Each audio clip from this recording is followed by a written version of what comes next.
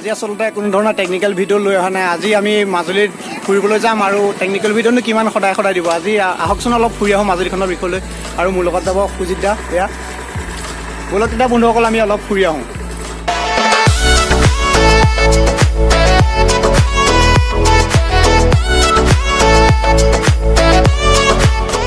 বন্ধুসকল ইতিমধ্যে আমি আহি পেলাই পাইছোঁ অলপ আগত মাজুলীৰ এখন মধ্যনদী অৰ্থাৎ তুনিঘাট দলং, আৰু সেই তুনিঘাট দলংখন আপোনালোকক দেখাবলৈ চেষ্টা কৰিম।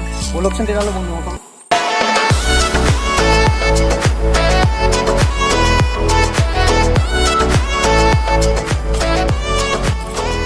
বন্ধুসকল দেখিছে এতিয়া আমি তুনিঘাট দলঙত পাইছোঁহি, আৰু এখন কিমান সুন্দৰ ঠাই আপোনালোকক দেখাবলৈ চেষ্টা কৰিছোঁ। চক কিমান সুন্দৰ জেগা। এতিয়া আমি আহি তুনিঘাটত পাইছোঁহি।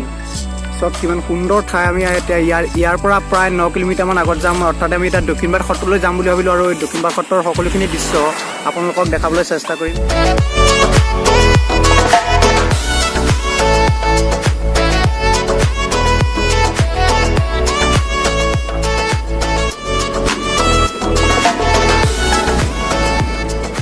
ইতিমধ্যে আমি আহি পাইছোঁ এইখন জেগাকণ ঔডুবি বুলি কয়, আৰু ইতিমধ্যে দেখিছে কি সুন্দৰ পৰিৱেশ, প্ৰাকৃতিক সৌন্দৰ্যৰে ভৰপূৰ সকলোখিনি চক, সকলোখিনি কিমান সুন্দৰ পৰিৱেশ।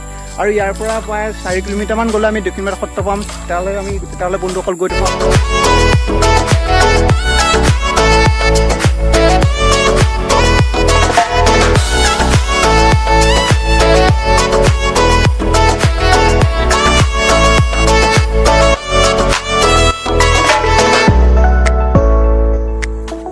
বন্ধুসকল ইতিমধ্যে আহি আমি দক্ষিণবাট সত্ৰৰ যিটো গেট পালোহি, আৰু গেটতে এতিয়া এইপিনেদি যিটো দেখাইছোঁ এইপিনেদি আপুনি সোমাই যাব লাগিব। সোমাই গৈ আৰু বেছি নাই, আৰু 300 মিটাৰমান গৈ পেলাই আমি সত্ৰ পামগৈ।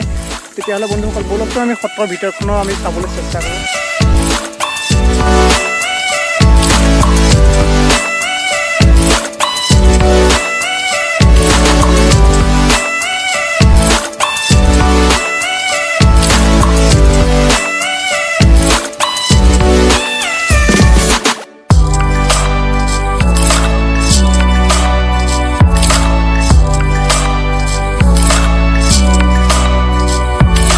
বন্ধুসকল ইতিমধ্যে আহি আমি প্ৰথমখন গেট, অৰ্থাৎ দক্ষিণবাট সত্ৰৰ যিখন প্ৰথমখন গেট, সেই গেটখনত আমি উপস্থিত হৈছিলোঁ, আৰু মোৰ লগত সুজিত ইতিমধ্যে আগতে গৈয়ে আছে।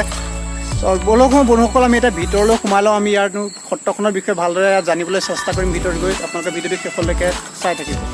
এতিয়া বন্ধুসকল আমি এই সত্ৰৰ প্ৰথমখন গেটৰ পৰা ভিতৰলৈ আহি আছোঁ, আৰু যিখন মূল গেট সেই গেটখনলৈ অলপ দূৰ বাকী আছে বন্ধুসকল, আৰু আপোনালোকে চাই থাকিও আমি অলপ আহি পাইছোঁহি, আৰু বেছি সময় নাই। খুব বেছি আৰু 2 মিনিটমান আমি খোজকাঢ়ি আহিছোঁ, যিহেতু বাইক বাহিৰত থৈ আহিছোঁ, সেইকাৰণে আৰু 2 মিনিটমান সময় লাগিব, আৰু 2 মিনিটমানৰ পিছত আমি সত্ৰৰ ভিতৰলৈ আমি প্ৰৱেশ কৰিবলৈ চেষ্টা কৰিম।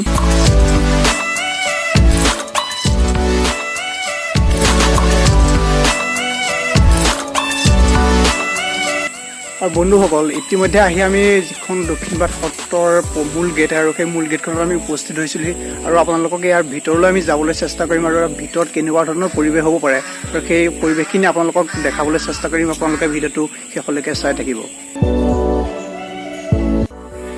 বন্ধুসকল এই শ্ৰী শ্ৰী দক্ষিণবাট সত্ৰখন অৰ্থাৎ 1658 খ্ৰীষ্টাব্দত স্থাপিত হৈছিল। আৰু বন্ধুসকল এতিয়া আমি ইয়াৰ ভিতৰলৈ যাওঁ, আৰু ভিতৰত কেনেকুৱা ধৰণৰ প্ৰাকৃতিক সৌন্দৰ্যৰে বিৰাজমান হৈ আছে আপোনালোকক দেখাবলৈ চেষ্টা কৰিম। বন্ধুসকল ইতিমধ্যে আমি আহি মূল পথত উপস্থিত হৈছোঁ, আৰু এই পথটোৰ পৰা অলপ আগেদি গ'লে আমি যিখন মূল সত্ৰ সেই সত্ৰখনত পামগৈ। আৰু এই যিটো মূল পথ, এই মূল পথটোৰ ছাইডত অৰ্থাৎ কাষতে দুটা ডাঙৰ ডাঙৰ ফিচাৰী আমি দেখিবলৈ পাম। দেখিছে বন্ধুসকল এই ডাঙৰ ডাঙৰ ফিচাৰী আছে।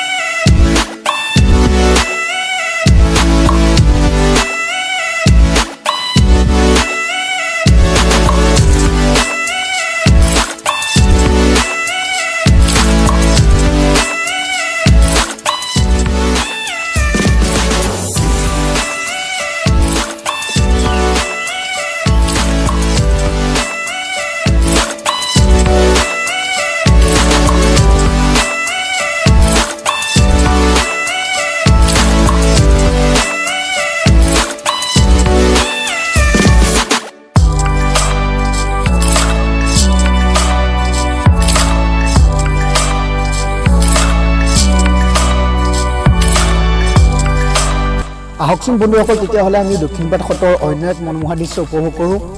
চাওকচোন বন্ধুসকল কেনেদৰে দক্ষিণপাট সত্ৰৰ দেৱালত ভগৱানৰ বিভিন্ন অৱতাৰৰ দৃশ্য প্ৰাণ পাই উঠিছে।